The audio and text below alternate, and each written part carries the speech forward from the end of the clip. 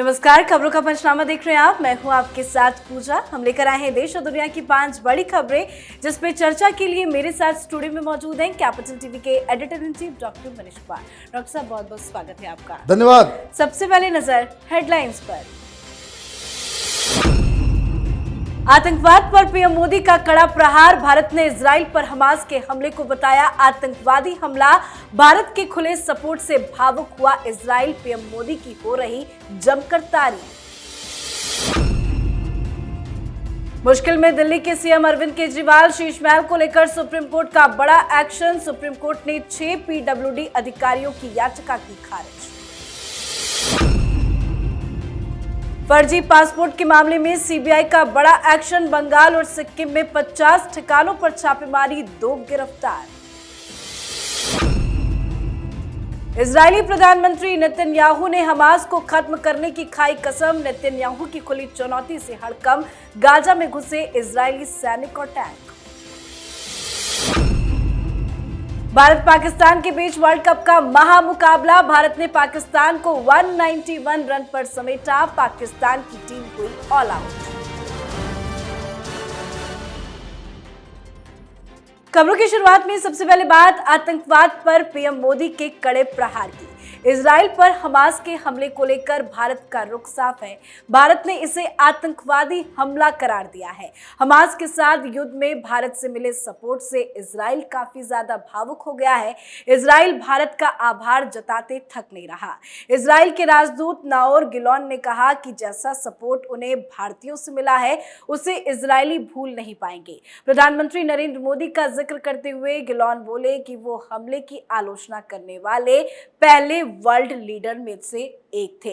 जिस तरह से भारत इजराइल के साथ खड़ा है, ये विश्व में क्या संदेश जा रहा है? देखिए, जब आपका नेतृत्व बहुत ही क्लियर हो मुद्दों को लेकर, अपनी पोजीशनिंग को लेकर, जैसे ही हमास आतंकियों का हमला हुआ, प्रधानमंत्री मोदी सबसे पहले वर्ल्ड लीडर है जो सामने आए और उन्होंने कहा कि ये आतंकी हमला बर्दाश्त नहीं किया जा सकता। और आज इजराइल के अंदर हर जगह मोदी की तारीफ, लोग प्रधानमंत्री मोदी का नाम लेते हुए भावुक हो जा रहे हैं। प्रधानमंत्री मोदी ही नहीं, जिस हिसाब से सोशल मीडिया के ऊपर हिंदुस्तान के लोग इजराइल के साथ खड़े नजर आ रहे हैं। इजराइल हिंदुस्तान का एक अच्छा मित्र तो था ही, लेकिन अब एक बहुत अच्छा पार्टनर भी बन गया है। गाजा के अंदर कार्रवाई चल रही है। दुनिया भर में झूठ और प्रोपेगेंडा का बाजार गर्म है। हिंदुस्तान में भी कुछ ऐसे दलाल पत्रकार हैं जो हमास के लिए कवर फायरिंग दे रहे हैं। हमास की गतिविधियों, उनके आतंकी कुकृत्यों को झांपने की कोशिश कर रहे हैं। जी, अब बात करते हैं अरविंद केजरीवाल की, जिन्हें चारों तरफ से सिर्फ झटके ही मिल रहे हैं। एक तरफ शराब घोटाले केजरीवाल की मुसीबत बढ़ा चुका है, तो दूसरी तरफ अरविंद केजरीवाल अपने शीश महल को लेकर मुश्किलों में फंसते नजर आ रहे हैं। सीएम आवास नवीनीकरण मामले में 6 पीडब्ल्यूडी इंजीनियरों को सुप्रीम कोर्ट से झटका लगा है।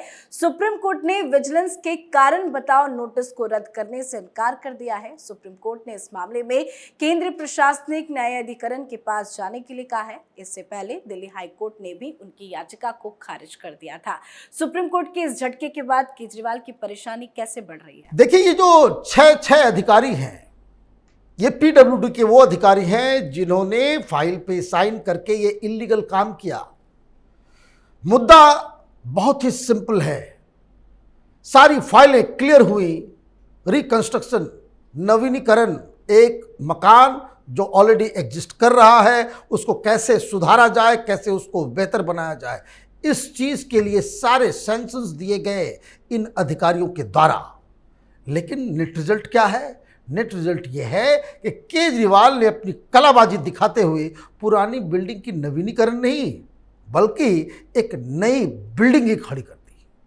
ये जो शीश महल है, ये नासूर बनेगा न सिर्फ केजरीवाल के लिए, बल्कि पूरी की पूरी आम आदमी पार्टी के लिए। क्योंकि ये जब जेल जाएंगे तो जिस तरह से शराब घोटाले में तमाम अधिकारियों ने पोल पट्टी खोल दी, तो ये लोग भी केजरीवाल की पोल खोलेंगे। जी, अब बात करते हैं नकली पासपोर्ट घोटाला की, जिसमें सीबीआई ने बड़ा एक्शन लिया है।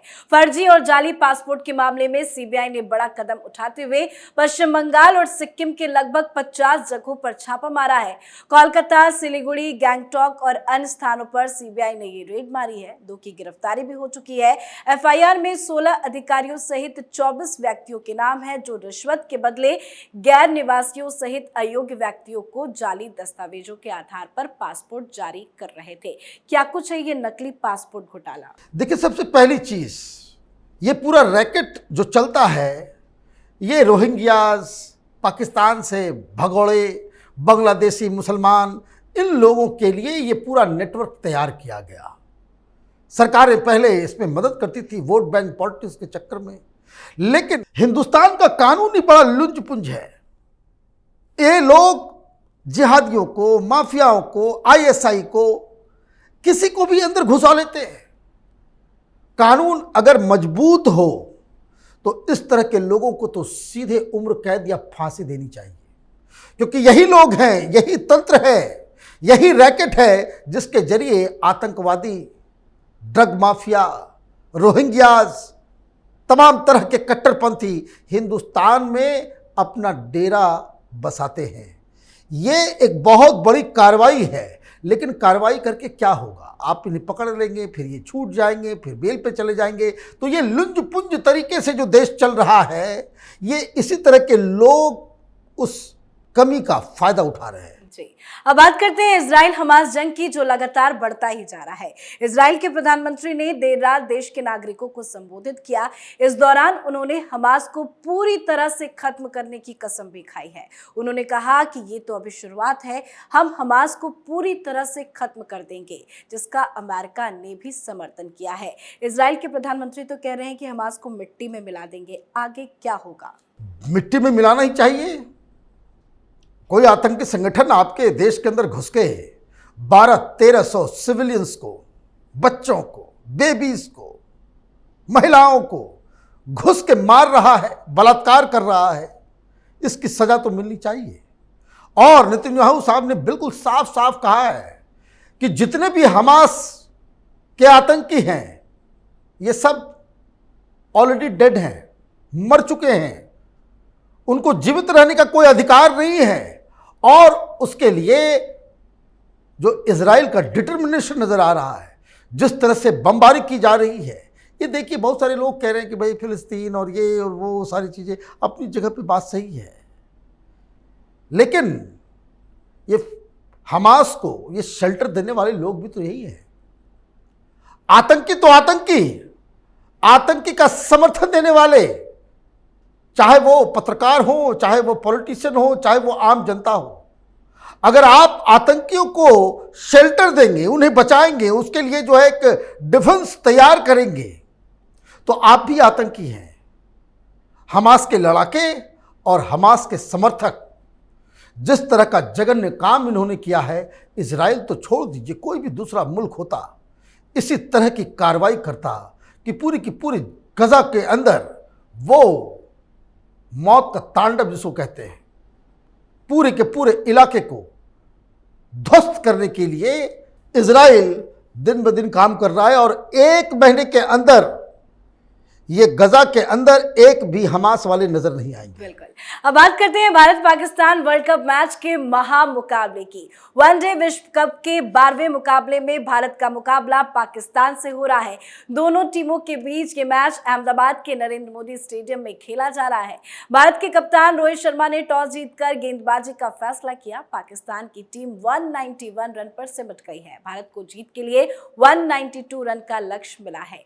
क्या होगा? मैच जारी है, धड़कनें भी तेज हो रही है। देखिए, cricket is a funny game, लेकिन फिर भी बहुत अच्छा बॉलिंग का प्रदर्शन हिंदुस्तान की तरफ से किया गया। और आज हिंदुस्तान के गेंदबाजों ने बताया कि why they are called best in the world. जिस हिसाब से बुमराह बॉलिंग कर रहे थे वो अनप्लेएबल थे। आप ये देखिए कि शुरुआती दौर में हिंदुस्तान को सफलता नहीं मिल रही थी। 153 रन पे मात्र 2 विकेट गिरे हुए थे और 191 पे पूरी की पूरी टीम, मतलब 36-37 रन्स के अंदर आपने 7 विकेट चटका दिए और क्या परफॉर्मेंस, जिस तरह की बॉलिंग जडेजा ने की, तबीयत खुश हो गई। जिस तरीके से विकेट्स गिरे, सारे बॉलर्स दो आपस में बांट लिया। मतलब आप देखिए, जो एक चैंपियन टीम होती है उसके लिए जिस तरह से बॉलिंग की जाती है, आज हिंदुस्तान ने उसका एक नमूना पेश किया है। बाकी काम बैट्समैन का है, गेंदबाजों को फुल मार्क्स। जी, बहुत बहुत धन्यवाद समझाने के लिए। धन्यवाद। खबरों का पंचनामा में आज के लिए फिलहाल इतना ही। देश विदेश की बाकी खबरों और उनके सटीक एनालिसिस के लिए देखते रहिए कैपिटल टीवी। हमें लाइक कीजिए, शेयर कीजिए और कैपिटल टीवी को सब्सक्राइब कीजिए। नमस्कार।